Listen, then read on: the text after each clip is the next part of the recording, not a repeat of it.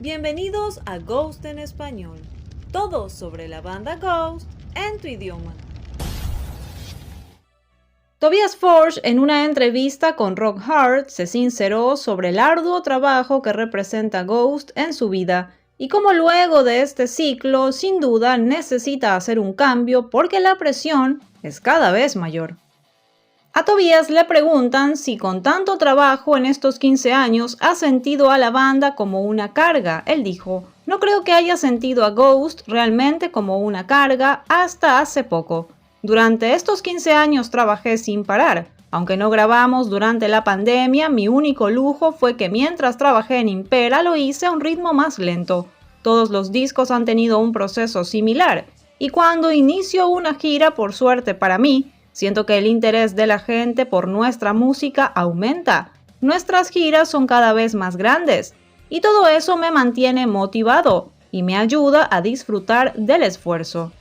Sin embargo, siento claramente, y lo digo ahora que me preparo para volver a la gira por 18 meses, que he llegado a un punto de mi vida donde necesito cambiar, hacer algo diferente. Disminuir la velocidad no es todo antinatural.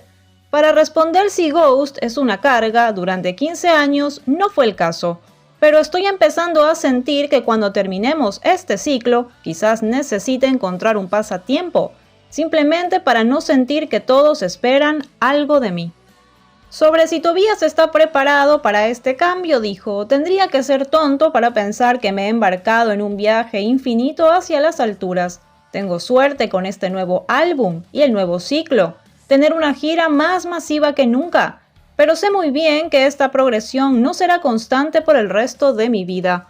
Lo único que puedo hacer es alegrarme por haber logrado lanzar los álbumes y haber generado tanto interés con este nuevo disco. Es un sueño hecho realidad.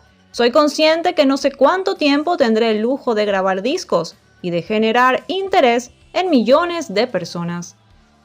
He llegado a un punto de mi vida en el que quiero apreciar lo que hemos construido en lugar de pensar, oh, es solo un paso más hacia tal estadio.